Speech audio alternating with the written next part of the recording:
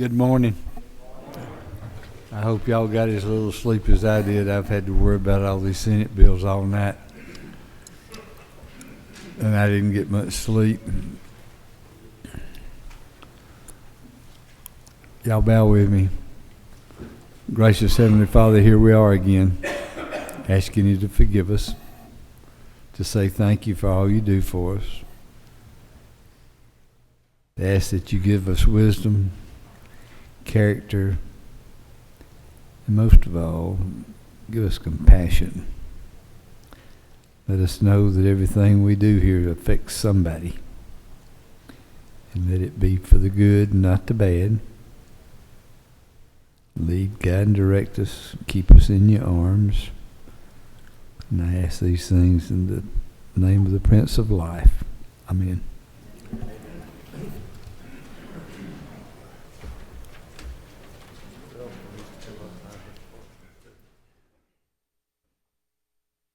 Mr. Parsons. Thank you, Chairman, ladies and gentlemen. On page 1 of your sheet, open rule is House Resolution 482. This is an urging resolution that was brought to me by the Public Service Commission, in particular Commissioner McDonald, who has a real interest in nuclear issues and the waste issue.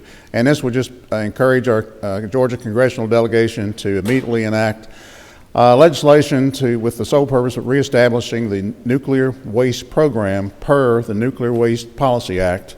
And I would just say this, is that currently Georgia Power at our nuclear plants, they're storing the nuclear waste in water and concrete with no place to take it to. And that's despite the fact that Georgia ratepayers have contributed over $1.6 billion so far for this nuclear waste program, with nothing to show for it because nothing's been done with that waste. And I'll also say with $1.6 billion, that could have done a lot for rural broadband in this state.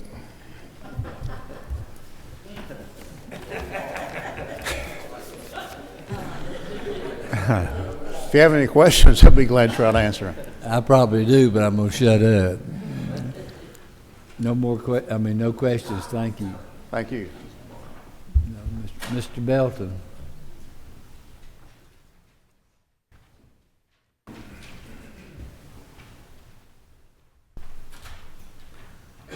Thank you, Mr. Chairman. I bring you H.R. 462, resolution written by the Speaker's Office that commits the House of Representatives to strengthening the military installations throughout the state. And so the Speaker wrote this resolution. The Speaker's Office, yes, sir. Speaker's Office, okay. No questions. Thanks, sir. Now, see, Mr. Martin has learned, he hadn't been here that long, he's already learned how to do this. He brings my seatmate with him. So because y'all know I can't tell her no, so, so he brings Miss Penny with him to make sure I do right. Mr. Martin. Thank you, Mr. Chairman, Committee. Good morning. That will be the first bill on Monday. Do I need to say anything else then? No. I'm asking for SB 206, which is the last bill under modified open rule, the Hearing Aid Coverage for Children Act. It will provide for insurance coverage on small group plans for children with hearing loss up to the age of 18. No questions. Next, and you got another one? I do have one other bill, yes, sir. Thank you, Mr. Chairman. It's SB 52. That'll allow licensed professional counselors. It removes the sunset, which we've had on there for the last 2 years, to allow them to assign 1013s for transport to emergency receiving facilities. That's my second time here for that, so I know that will probably not be moved today. No questions. Thank you. Thank you, Mr. Chairman. Committee. Mr. Kirk. Thank you, Mr. Chair. I'd like to point out that Representative Howson also serves in my district. We serve together, just what it's worth. And I also want to thank you for the back-to-badge bill that will be on the floor today. Back-to-badge tag that will be on the floor today. Thank you so much for that. And today I come asking again And I'm not counting, Mr. Chair, but this is the third time for Senate Bill 137. This is Child Support Recovery Act. Let's help single parents across this state by getting this bill on the floor. No questions, thank you. Thank you.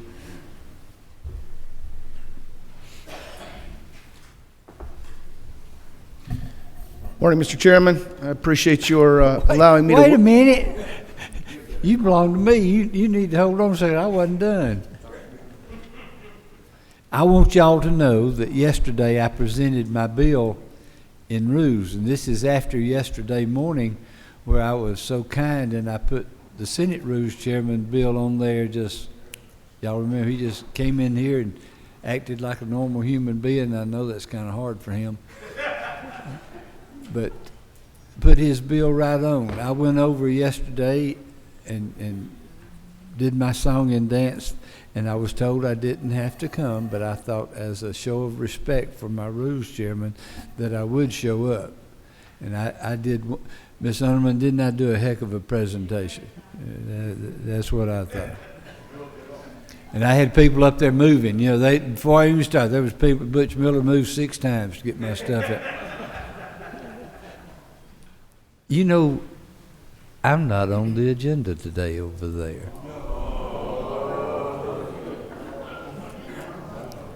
I wonder what that means. Sine die, that's what that means. And I'm over here just checking, going crazy. I got 192 bills over there. Hello. Hello. Is there an echo? I just like for some of y'all to be aware of that. Now, Mr. Thompson, this is my cohort in the Georgia High School Athletic Association. He's the other Fanny that's in the building.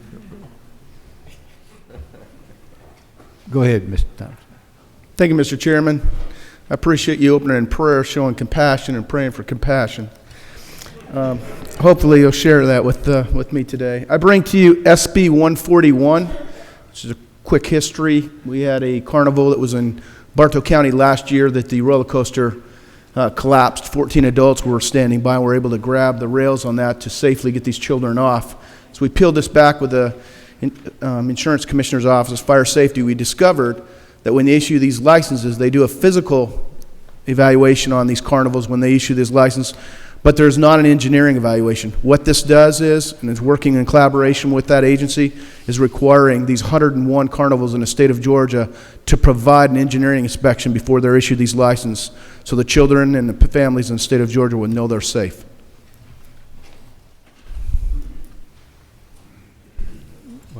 We got several. Mr. Williams. Thank you, Senator, for this bill. But my question is, how often, how long will this engineering report be good for before they'll have to renew it? Thank you for that question. The way this is drafted right now, again in collaboration to make sure we don't create an unfunded mandate that we can't be able to support, is this will be beginning in January of each year, or when they first operate in the state. So again, beginning in January, this inspection, once they provide it, will be good for 1 year. Moving forward after that, the agency will evaluate whether we create 3 classes, class 3, 2, and 1, and depending on the ride, they may have them inspected thereafter every 3, every 2, or after 1, but it will be at the discretion of the agency. Mr. Fleming. Thank you, Mr. Chairman. Senator, I'm not really familiar with the licensing procedure we have for engineers.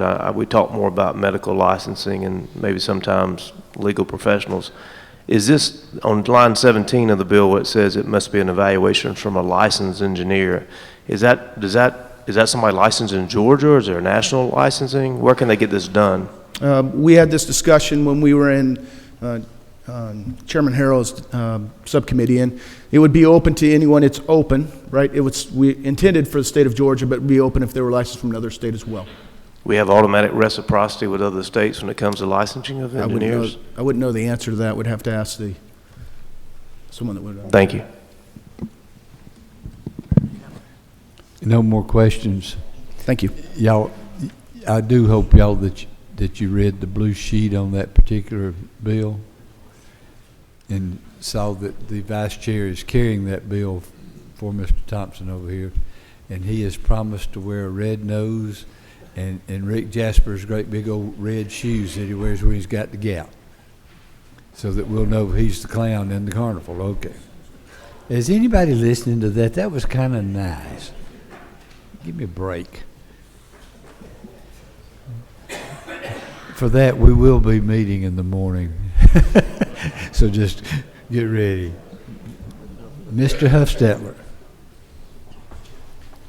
Thank you very much, Mr. Chairman. And I did want to point out when we were talking about Penny that her son-in-law is an orthopedic surgeon in Rome, and I provide anesthesia for him for his patients.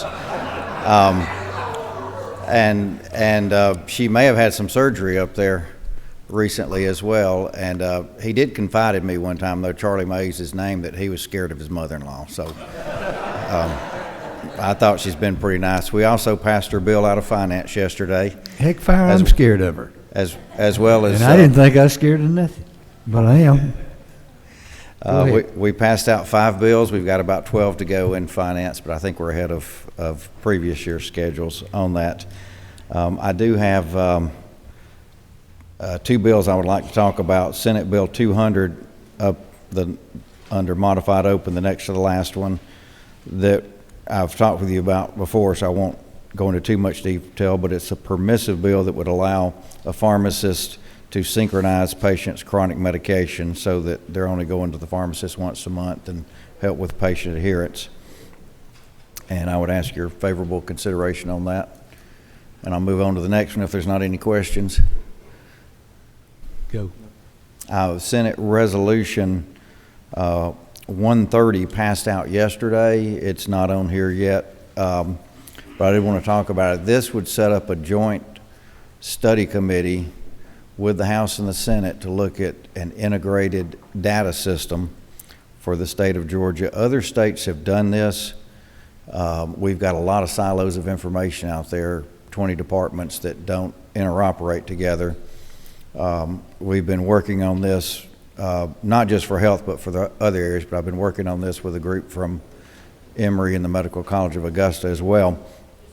And the states that have done this, South Carolina has, Virginia, they've got people on a board in University of Pennsylvania that would help us on this, and I'll get into that in a minute. But I do want to go ahead and say that Michigan, when they did this, Forbes magazine has said that they are saving $1 million a business day by doing this.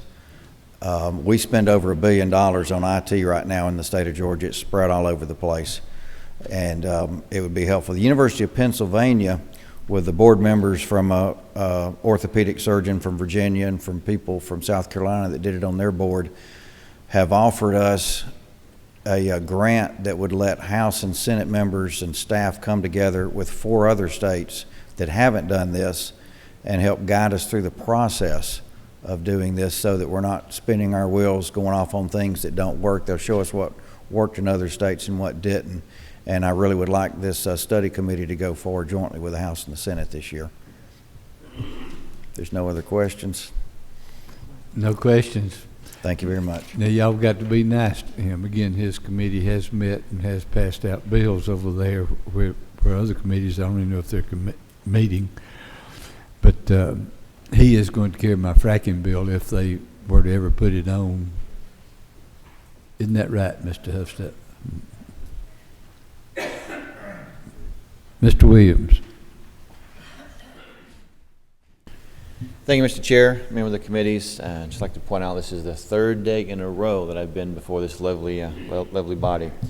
I have SB 147. It is the 3rd from the bottom of the modified open rule section. It deals with the cemetery perpetual trust funds. Current law says that they can only spend the income produced from the investments on the care of these cemeteries. This bill will allow them to be treated as a unitrust distribution method, which allows for 4% of the market value of the investments to be spent on the care of cemeteries. There's no further questions. Mr. Williams, hold on. Sure. Senator, on your next trip, can you share with us what's in that bag that you'll never leave? Well, I can now if you like. It's my computer and some folders, just in case there's additional questions I can't answer off the top of my head. All right. Thank you.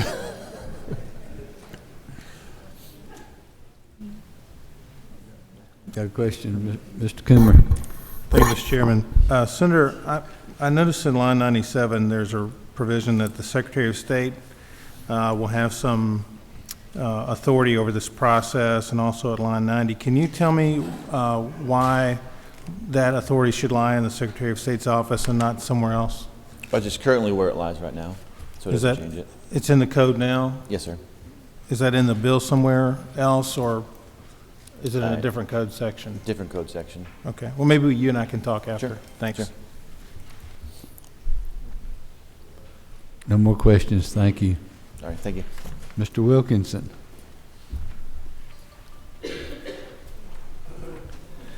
Mr. Chairman, members of the committee, I'd like to request your consideration for SB 128. It's the third from the bottom under modified structure rule.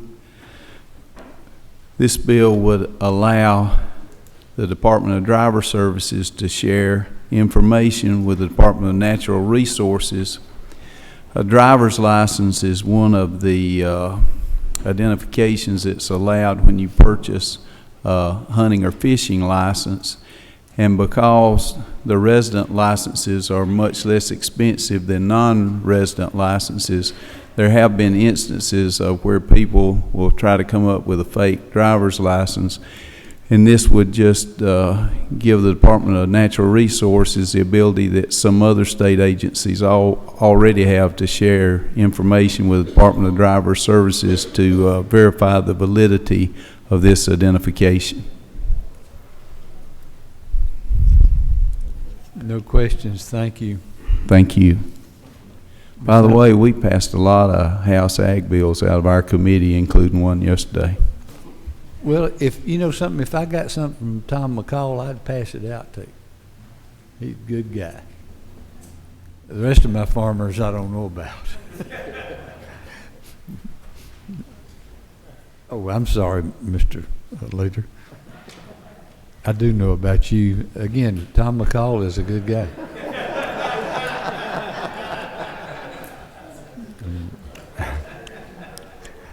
Okay. Ms. Underman.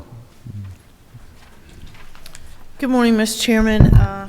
I would be remiss if I didn't say thank you for what Senator Thompson was talking about with GHSA, and yours and his work are remarkable on the reformation of GHSA, and I'm right behind you lock, stock, and barrel, and hope that you continue persevering because it's desperately needed.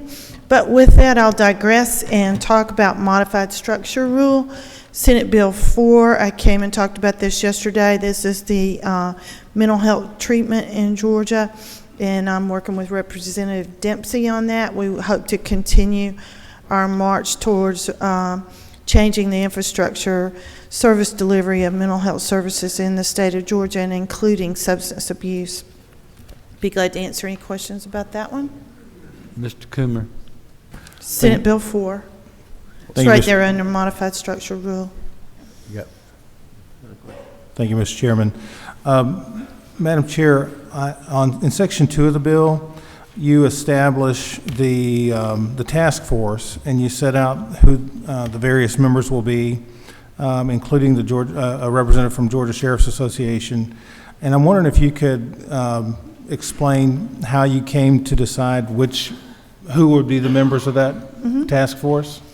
It's a rather large task force, and the membership came from Representative Dempsey. She was good enough. It was a House study committee last year, but she invited and sent me all the notes and even allowed me to give recommendations for the final results of her study committee. So I paid particular attention of the people that testified in her committee and looking at the problems we're having and the people, the special interest groups that have input into the process. And the list kept growing and growing in the Sheriff's Association because they do a lot of transporting, and they're first on the scene when you have mental health problems and especially domestic violence type problems. So I thought it was imperative that they be included. Is there any, may I speak, Mr. Chairman, maybe? Yes. Is there any other, is there any reason that other law enforcement agencies were not included in that list? Well, I feel like the sheriff's departments are in every county, and if you get to local government, you got cities and counties. I know in my county I have 3 different police forces, but the sheriffs were the ones that came and testified the most and had the most interest in that committee. So I'm hoping that they'll continue to have a special interest, and they have been disseminating information down to the Police Chiefs Association and to the county association. I have heard from other members, again, Mr. Chairman, if I may, I've heard from members of our body who have an interest in seeing additional law enforcement representation on the task force. Mm-hmm. Would you be open to having that added? Well, it was amended in the House Health Committee, and we changed it a little bit. There's 19 members on it, and they wanted a psychiatrist on it, and I agreed to that and compromised. I'll be glad to compromise. I just don't want to get it so unwieldy. My main thing is that they come and participate, and I believe that local government would. Yes, sir. Thank you. Do 242? Yes, sir. At the bottom of the page is Senate Bill 242, and this bill passed out of the House Health Committee, and this is Advanced Practice Registered Nurses, APRNs, and this increases their roster to be available in emergency service locations. Any questions? No questions. Thank you. Thank you very much. I appreciate it. Mr. Walker.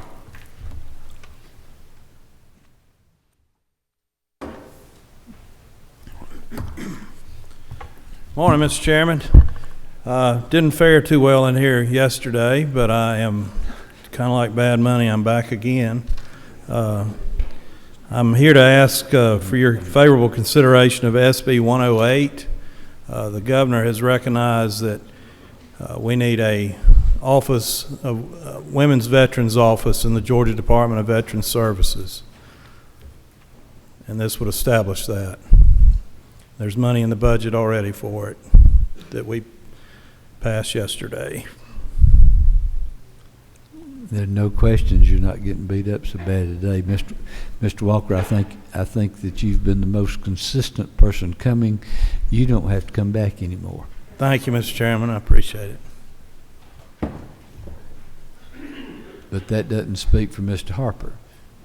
Oh, you're here. I didn't know you were going to show up. He sat down and went out of sight. Mr. Chairman, I always enjoy coming to your committee, and it is an extreme honor to be amongst so many distinguished individuals and members of the House. Again, under modified structure, Senate Bill 18 is the bill in regards to retired law enforcement officers who are state officers retaining weapon and badges, and also dealing with individuals who retire from law enforcement, maybe from another state or from a federal agency, who move to Georgia and become a resident of Georgia, but maintain post credentials as our retired law enforcement officers do in Georgia, will maintain the same exemptions under the law. That's what the bill does, Mr. Chairman, and I appreciate this committee's favorable consideration. No questions. Thank you. Thank you. Have a nice day.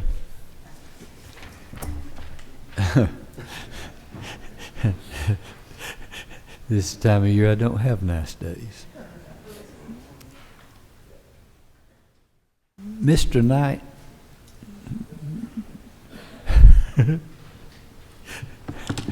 Sorry to wake you up over there.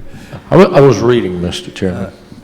You know, yesterday we put one of Mr. Mullis's bills on. Do you think that we should put his other bill on? I have given him the same consideration he gave me, and that he doesn't have to show up and we don't have to put up with all that crap. Mr. Chairman, Do you think? I think what I'm hearing you say in your wisdom is that you don't have to show up at Rules Committee, at his Rules Committee, and vice versa. And if that's the case, and in your wisdom you think that's the right thing to do, I would agree. Would that mean that you would also tell us what 88 is? It's new requirements, or it's actually when I was going through reading regarding the. You're carrying the bill, now we're going through and going to read it. Sometimes we did that one time with Obamacare. Let's pass it and then we'll find out what's in it. Sometimes Mr. Chairman Mullis's communication skills were not timely, but what we're doing here is we're setting up some rules and regulations in regards to the drug abuse treatment and education programs in regards to narcotic treatment programs. As everyone knows, we've got epidemics going on with opioid addictions, and I think what this is doing is trying to go in and establish department rules, regs of oversight and application for these treatment facilities. And that's what this bill is setting up and doing. Does this bill limit the number of treatment centers in a particular area? I think it probably does have some limitations on it. Y'all in Northwest Georgia, we have a problem. Those things are everywhere. You pull into the parking lot, and there's not a tag in the parking lot from your state. If from somewhere else, there needs to be a handle on this stuff. I'm not so sure this is the right answer, but it's something rather than doing nothing. And it does give a few more parameters, and maybe, just maybe, we can stop some of the abuses that are going on with the pain pills out here in particularly in Northwest Georgia, but I will promise you it's in every spot in this state. Thank you, Mr. Knight. Mr. Chairman, thank you.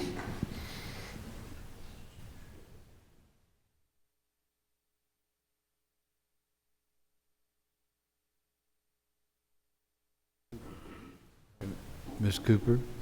Thank you, Mr. Chairman. There is a escape clause in an area in case some local, they've divided the state up, I think, into 49 regions, and if some of those 49 regions thought that they needed to go over the amount allowed, they can petition to have that done. But the problem with these are mainly methadone clinics, and they're passing out methadone, which is just another type of addiction, but where people can function without giving the therapy that is so important. It can be a lucrative business, and the rules chairman is correct. It's just sort of rampant and a problem, and this is trying to make sure that patients get the real kind of care they need, not just a dose of methadone and no treatment, and that they're done right. And it does put down really good parameters. Maybe more will be needed, but at least it's a start. Mr. Benton. Thank you, Mr. Chairman. I'd like to put my name beside Senate Bill 4, Senate Bill 137, and Senate Bill 242.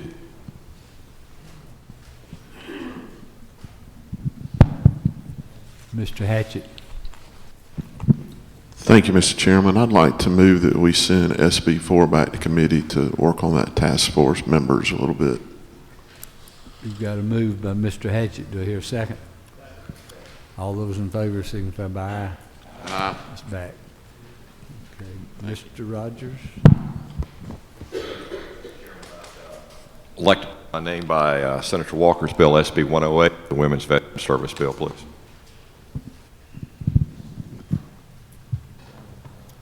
Mr. A. Powell. Thank you, Mr. Chairman. I'd like to put my name beside Senate Bill 18 and Senate Bill 128. Okay. This is the agenda for Monday. The 36th day Under modified open, SB 206. Move. Any opposed? Under modified open, SB 147. Any opposed? Under modified open, SB 200. Any opposition? So, under modified structure, SB 18. Any opposed? Modified structure, SB 88. Any opposed? Modified structure, SB 128. Any opposed? It's on. Under modified structure, SB 242. Any opposition?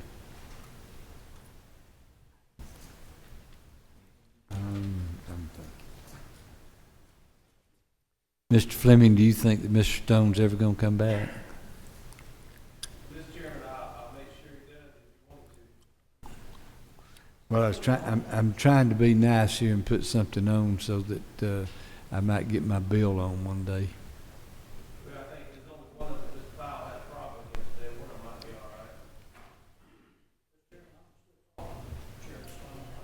all right. On that, on 87 or 71? Huh? Okay. Mr. Coomer.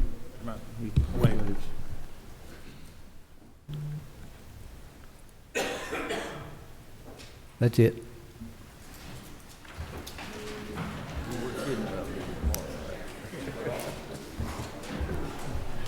I can do it. I got a 7:30 treatment. I can be out of there quick.